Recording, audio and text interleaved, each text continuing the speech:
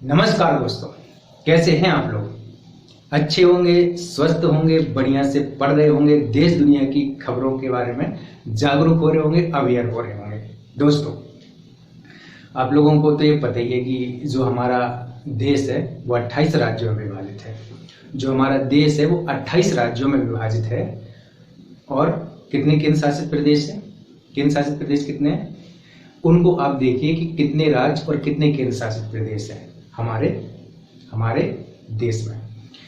तो आज हम क्यों बात कर रहे हैं, आज हम देश में राज्यों की बात क्यों कर रहे हैं? क्योंकि आज हम लोग देखने जा रहे हैं भारत में जितने राज्य हैं उनमें क्या राज्यपाल भी होते हैं क्या, और अगर राज्यपाल होते हैं तो क्या राष्ट्रपति के समान होते हैं क्या? अर्थात जो राज्यपाल होते हैं, राज्यों में जो राज्यपाल होते हैं उनकी नियुक्ति होती है कि उनका चुनाव होता है। और अगर चुनाव होता है तो चुनाव कौन करता है? डायरेक्ट जनता चुनाव करती है कि राष्ट्रपति की तरह अप्रत्यक्ष चुनाव होता है, या उनकी नियुक्ति होती है? और राज्यपाल की जरूरत क्यों पड़ी आखिर? राज्यपाल के पास कितनी शक्तियां होती हैं? राज्यपाल के पास राज्यपाल बनने के लिए योग्यता क्या होनी चाहिए? राज्यपाल के लिए शर्तें क्या होनी चाहिए? उनके कार्यकाल में बने रहने के लिए शर्तें क्या होना चाहिए? राज्यपाल के कार्य क्या होते हैं? उनकी शक्तियां कौन कौन सी होती हैं? जैसे कार्यकारी शक्ति, विधायक शक्ति, न्यायिक शक्ति, वित्तीय शक्ति। और राज्यपाल का पद जरूरी क्यों है? इस प्रकार के प्रश्नों पर हम चर्चा करने जा रहे हैं। और पता है दोस्तों, आप लोगों को पता है दोस्तों, जब भी हम राष्ट्रपति पढ़ें उसके बाद हम राज्यपाल पढ़ें, क्योंकि ये दोनों अलग चीजें नहीं हैं। ये दोनों अलग चीजें नहीं हैं। एक हमारी केंद्र सरकार है, एक हमारी राज्य सरकार है। और संसदीय व्यवस्था में केंद्र सरकार और राज्य सरकार दो अलग अलग होती हैं। दोनों एक दूसरे के बीच समन्वय और सहयोग पर आधारित होती हैं। जबकि राष्ट्रपति जो अध्यक्षीय व्यवस्था होती है उनमें उनका पावर डिवाइड होता है। उनका पावर जो है टोटली डिवाइड होता है। वो सहयोग या वहां देखने को ज्यादा नहीं मिलता है। तो दोस्तों, हम लोग क्या बात कर रहे हैं? हम लोग बात कर रहे हैं राज्यपाल की। हम लोग बात कर रहे हैं संसदीय व्यवस्था में कि हमारे जैसे केंद्र सरकार होती है वैसे ही राज्य सरकार होती है। उनके अपने अपने विषय होते हैं। जैसे केंद्र सरकार इस विषय पे कानून बनाएगी, राज्य सरकार इस विषय पे कानून बनाएगी, और दोनों लोग इस विषय पे कानून बनाएंगे। समवर्ती सूची होती है, संघ सूची होती है और राज्य सूची होती है। उनमें विषय है कि इन विषयों पर ये लोग कानून बनाएंगे। यहाँ तक तो कोई दिक्कत नहीं है। और हम बात करने जा रहे हैं राज्यपाल की। तो जैसे केंद्र में राष्ट्रपति होते हैं वैसे ही राज्य में राज्यपाल होते हैं। तो राज्यपाल का वर्णन हमारे संविधान में किया गया है कि राज्यपाल जो हैं, राज्यपाल के उनके पद, उनके कार्य, उनकी शक्तियों के बारे में उनका वर्णन किया गया है। उसको हम देखते हैं कहाँ वर्णन किया गया है। संविधान के भाग 6 में, संविधान के भाग 6 में आर्टिकल 153 से लेकर के 167 तक राज्य की कार्यपालिका के बारे में बात की गई है। और कार्यपालिका का प्रमुख कौन होता है? कार्यपालिका का प्रमुख कौन होता है? राज्यपाल होता है। लेकिन कार्यपालिका की वास्तविक शक्ति किसमें निहित होती है? वहां प्रधानमंत्री में और यहाँ मुख्यमंत्री में। तो जो कार्यपालिका है वो किस किस से मिलकर के बनी होती है? हम कल बताए थे ना। कार्यपालिका में वहां कौन था? वहां राष्ट्रपति था, उपराष्ट्रपति था, प्रधानमंत्री था, मंत्रिपरिषद था और महान्यायवादी था। तो जब हम राज्य की बात कर रहे हैं तो राज्य में कार्यपालिका में कौन होगा? राज्य में उपराज्यपाल तो होता नहीं है। तो राज्यपाल होगा, मुख्यमंत्री होंगे, मंत्रिपरिषद होगी और महाधिवक्ता होगा। जो महाधिवक्ता का वर्णन 165 आर्टिकल में किया गया है। महाधिवक्ता मतलब विधि, इनका वकील होता है राज्य सरकार का, जैसे केंद्र सरकार का महान्यायवादी होता है। तो दोस्तों, यहाँ तक कोई दिक्कत नहीं है। अब राज्यपाल का वर्णन कहाँ किया गया है? संविधान के भाग 6 के अनुच्छेद 153 से लेकर के 167 तक राज्य की कार्यपालिका का वर्णन किया गया है। तो राज्य में जो जितने सारे हमारे राज्य हैं, तो क्या सभी राज्यों का एक राज्यपाल होगा? सभी राज्यों का एक राज्यपाल होगा? जरूरी नहीं है। एक राज्यपाल 2 राज्यों का भी हो सकता है, एक राज्यपाल 2 राज्यों का भी हो सकता है। तो राज्यपाल की योग्यता क्या होनी चाहिए? कौन राज्यपाल बन सकता है, कौन राज्यपाल बन सकता है? तो कोई भी भारत का नागरिक, संविधान में 2 बात है, कोई भी भारत का नागरिक राज्यपाल बन सकता है। दूसरा, उसने 35 वर्ष की आयु पूर्ण कर ली हो। 2 परंपरा और जुड़ गई थी कि कोई भी व्यक्ति उस राज्य से राज्यपाल नहीं होना चाहिए जिस राज्य का वो निवासी है। मतलब उस राज्य का निवासी नहीं होना चाहिए, क्योंकि उसके फिर कार्य और गतिविधियां प्रभावित होने लगती हैं, क्योंकि परिचित के लोग ज्यादा रहते हैं वहां पर। दूसरी परंपरा कि जब भी राष्ट्रपति राज्यपाल की नियुक्ति करेंगे तो मुख्यमंत्री से परामर्श देंगे। हालांकि इन चीजों का उल्लंघन देखा जाता है। यहाँ तक कोई दिक्कत नहीं। योग्यता देख ली, हमने योग्यता देख ली, शर्त है उसको किसी लाभ के पद पे नहीं होना चाहिए, संसद विधानमंडल का सदस्य नहीं होना चाहिए, है ना, उसको किसी लाभ के पद पे नहीं होना चाहिए और संसद विधानमंडल का सदस्य नहीं होना चाहिए। राज्यपाल की कंडीशंस, अब आप देखो कि भारत का नागरिक है, 35 वर्ष पूर्ण कर चुका है, शर्त है संसद विधानमंडल सदस्य नहीं होना चाहिए, लाभ के पद पे नहीं होना चाहिए। कार्यकाल कितना होता है, राज्यपाल का कार्यकाल कितना होता है, राज्यपाल का जो कार्यकाल होता है सामान्यतः 5 वर्ष होता है, सामान्यतः 5 वर्ष होता है। हालांकि यह राष्ट्रपति के प्रसाद पर्यंत काम करता है, राष्ट्रपति के प्रसाद पर्यंत काम करता है, अर्थात जब चाहें राष्ट्रपति हटा सकते हैं काउंसिल ऑफ मिनिस्ट्री की परामर्श से। जैसे कभी भी राष्ट्रपति कोई काम करते हैं तो उनके पास कुछ विवेकाधीन शक्तियां होती हैं, बाकी अधिकांश जो काम करते हैं वो मिनिस्ट्री ऑफ काउंसिल मतलब मंत्रिपरिषद की सलाह, मंत्रिपरिषद का हेड कौन है, प्रधानमंत्री। तो प्रधानमंत्री के पास वास्तविक शक्ति होती है ना, प्रधानमंत्री के पास वास्तविक शक्ति होती है, इसलिए प्रधानमंत्री जो काम करते हैं और जो राष्ट्रपति जो काम करते हैं प्रधानमंत्री की सलाह से। वैसे ही हम यहाँ पे देखेंगे। अब इनके पास 2 चीजें देख ली हमने, नियुक्ति कौन करता है, कंडीशंस क्या होनी चाहिए और इनकी पात्रता क्या होनी चाहिए, और ये एक क्या हर राज्य में अपना अलग अलग राज्यपाल है या एक राज्यपाल 2 राज्यों को भी देख सकता है, तो एक राज्यपाल 2 राज्यों को भी देख सकता है। अभी वर्तमान में उत्तर प्रदेश की राज्यपाल कौन है, उत्तर प्रदेश के राज्यपाल कौन है, त्यागपत्र। अब इनको पद से कैसे, तो ये सामान्यतः पता ही दिया ना 5 साल तक रहेंगे, लेकिन ये अपना त्यागपत्र किसको दे सकते हैं, किसको दे सकते हैं, राष्ट्रपति को। नियुक्ति कौन करता है, राष्ट्रपति। त्यागपत्र किसको देंगे, राष्ट्रपति को। यहाँ तक कोई दिक्कत नहीं। अब हमने देखा है कि इनके पास कुछ शक्तियां भी होती हैं, इनके पास कुछ शक्तियां भी होती हैं, जैसे कार्यकारी शक्ति, विधायी शक्ति, वित्तीय शक्ति और न्यायिक शक्ति। तो ऐसे राष्ट्रपति में हम लोग देखे थे उनके पास और ज्यादा थी, उनके पास कूटनीतिक भी थी, आपातकालीन भी थी, है ना, अंतर्राष्ट्रीय मामलों में हस्तक्षेप भी करते थे कि नहीं करते थे, आपातकाल भी लगा सकते थे। ये शक्तियां इनके पास तो नहीं है। इनके पास कौन सी है, कार्यकारी, अर्थात जो भी राज्य के कार्य होंगे, जो भी राज्य के कार्य होंगे औपचारिक रूप से वो राज्यपाल के नाम पे किए जाएंगे, है ना। तो पहला क्या हो गया, कार्यकारी शक्ति। प्लस की क्या करेंगे, ये राज्य में नियुक्तियां भी करेंगे। किन किन की नियुक्तियां करेंगे, ये देखो राज्य में ये किन की नियुक्ति करेंगे, जैसे राज्य निर्वाचन आयोग होता है कि नहीं होता है, तो राज्य निर्वाचन आयोग की नियुक्ति करेंगे।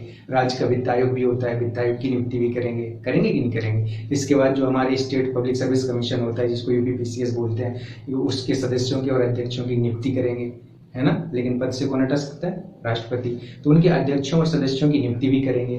तो ये इनके कार्यकारी हैं जो भी कार्य कर रहे हैं। फिर इनके कुछ विधायी कार्य भी है। विधायी कार्य क्या है, मतलब कि जैसे कि अब विधानमंडल है, वहाँ पे जो कानून बनाए जाएंगे वो किसके नाम, वहाँ पे जो कानून बनाए जाएंगे वो राज्यपाल जब फाइनल निर्णय ले लेता है तभी कानून बनाए जाएंगे। वहाँ पर बनाए जाएंगे कि नहीं बनाए जाएंगे। कोई विधेयक आता है तो राज्यपाल के पास आएगा, राज्यपाल उस पर अपनी स्वीकृति दे सकते हैं, अपने पास रह सकते हैं, पुनर्विचार के लिए भेज सकते हैं। लेकिन अगर पुनर्विचार के बाद वापस आ गया तो फिर वो हस्ताक्षर करने के लिए बाध्य है। धन विधेयक इनकी स्वीकृति से लाया जाता है ना। इसके साथ ही साथ ये अपने जो विधेयक है अगर कोई निर्णय नहीं ले पा रहे हैं तो राष्ट्रपति के पास भेज सकते हैं। राष्ट्रपति उस विधेयक पर मतलब सहमति दे सकते हैं, सहमति रोक सकते हैं। राष्ट्रपति उस विधेयक पर सहमति दे सकते हैं, सहमति रोक सकते हैं, है ना। सहमति दे सकते हैं, सहमति रोक सकते हैं और पुनर्विचार के लिए भेज सकते हैं। लेकिन पुनर्विचार के बाद अगर फिर से विधानमंडल राष्ट्रपति के पास भेजता है तो यहाँ पर राष्ट्रपति हस्ताक्षर करने के लिए बाध्य नहीं है। ये चीज हमें ध्यान देनी होगी। तो ये देखो विधायी शक्तियां भी उनके पास, इसके बाद उनके पास न्यायिक शक्तियां भी हैं, वित्तीय शक्तियां भी हैं। बजट वाली बात, बजट जो आता है उनके परामर्श से, है ना। धन विधेयक है उनकी स्वीकृति से आता है। आकस्मिक निधि होती है राज्य की, उस पर इनका नियंत्रण रहता है। इस प्रकार से जो भी चीजें हम देख रहे हैं वित्त में, यहाँ कार्यकारी शक्तियों में, यहाँ विधायी शक्तियों में, फिर इनके पास कुछ न्यायिक शक्तियां भी होती हैं। उनके पास भी न्यायिक शक्तियां थी, किनके पास, राष्ट्रपति के पास, बट इनके पास भी कुछ न्यायिक शक्तियां हैं। न्यायिक शक्तियां मतलब कि जहाँ न्याय होता हुआ दिखाई दे, जैसे क्षमादान शक्ति थी वहां पर, ठीक ही नहीं। तो इनके पास भी कुछ न्यायिक शक्तियां हैं कि ये किसी मुजरिम की, जो भी कोई दोषी व्यक्ति है, अपराधी व्यक्ति है, उसकी सजा को ये माफ कर सकते हैं, कम कर सकते हैं, मतलब लघुकरण कर सकते हैं, परिहार कर सकते हैं, विलंबन कर सकते हैं। लेकिन एक चीज ध्यान देने वाली बात है मेरे दोस्तों, एक चीज ध्यान देने वाली बात है, क्या, ये ना फांसी की सजा को माफ नहीं कर सकते, मतलब मृत्यु दंड को ये माफ नहीं कर सकते। वो केवल कौन कर सकता है, राष्ट्रपति। दूसरा, मार्शल कोर्ट के मामलों में हस्तक्षेप नहीं कर सकते। ये दोनों काम कौन कर सकते हैं, राष्ट्रपति कर सकते हैं। तो राज्यपाल को हमने देखा राज्यों में है। ये कभी भी आपको ना रटना नहीं है, चीजों को अंडरस्टैंड करना है। चीज़ों को अंडरस्टैंड भी करना है और चीज़ों को बार बार पढ़ना है, बार बार पढ़ना है, बार बार रिवीजन करना है, तो वो अपनी हो जाती हैं। जो चीज़ जैसे आर्टिकल हैं उनको कुछ बार बार मेमोराइज करना पड़ेगा, देखना पड़ेगा, समझना पड़ेगा। कुछ चीज़ें रटनी है, कुछ चीज़ें समझनी है, सभी नहीं रटना है। लाइन टू लाइन हम लोग रटने लगते हैं, वो भगवत गीता मतलब कि किसी भी ग्रंथ की तरह हम लोग उसको कंटेस्ट करने की सोचते हैं। ऐसा बिल्कुल नहीं करना है। जब भी आप राष्ट्रपति पढ़ो, राज्यपाल पढ़ो, संसद पढ़ो, विधानमंडल पढ़ो, है ना, लोकसभा अध्यक्ष पढ़ो, विधानसभा अध्यक्ष पढ़ो, दोनों को पैरेलल पढ़ो एक साथ, क्योंकि दोनों व्यवस्था हम अपनी राज्य में देखते हैं। कोई दिक्कत? अब हम लोग कुछ महत्वपूर्ण अनुच्छेदों को देख लेते हैं। ये हम लोगों ने देख लिया है कि कार्यपालिका में राज्यपाल, सीएम, मिनिस्टर ऑफ काउंसिल रहती है, अधिवक्ता रहता है। शक्तियों में देख लिया, कार्यकारी, विधायी, वित्तीय, न्यायिक शक्तियाँ होती हैं। ये विधायी शक्तियों में शस्त्र को आहूत कर सकते हैं, दोनों शस्त्रों को आहूत कर सकते हैं, शस्त्रावसान कर सकते हैं, और विधानमंडल को जो भी चल रही है उसका विघटन कर सकते हैं। प्रत्येक चुनाव के पश्चात पहले जो चुनाव होता है तो पहला जो सदन बैठता है उसको संबोधित करते हैं, और प्रतिवर्ष जो पहला सदन शस्त्र बैठता है उसको ये संबोधित करते हैं। विधेयक है, इसके साथ ही साथ अगर विधान परिषद है, किसी राज्य में विधान परिषद है, आप बताना कितने राज्यों में विधान परिषद है वर्तमान में, आप देखना वर्तमान में कितने राज्यों में विधान परिषद है। तो जो विधान परिषद है उसके 1/6 सदस्यों को राज्यपाल क्या करते हैं, नियुक्त करते हैं। राज्यपाल क्या करते हैं, 1/6 सदस्यों को मनोनीत करते हैं। तो जो 1/6 सदस्य वो कहाँ से आते हैं, वहाँ कितने थे 12 सदस्य थे, जिनको मनोनीत कौन कर रहा था, राष्ट्रपति। यहाँ 1/6 सदस्य हैं जिनको कौन मनोनीत कर रहा है, राज्यपाल। वो कहाँ से आते हैं, किन क्षेत्रों से आते हैं, तो देखो कला से, साहित्य से, समाज सेवा से, विज्ञान से। एक चीज इसमें अलग है, वो क्या है, सहकारिता आंदोलन से भी ये लोग आते हैं।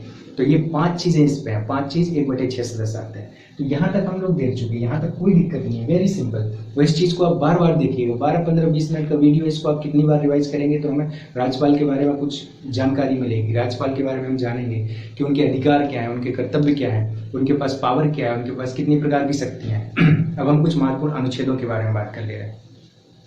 ये हमारे कुछ अनुच्छेद हमने यहाँ पे लिख दिए हैं।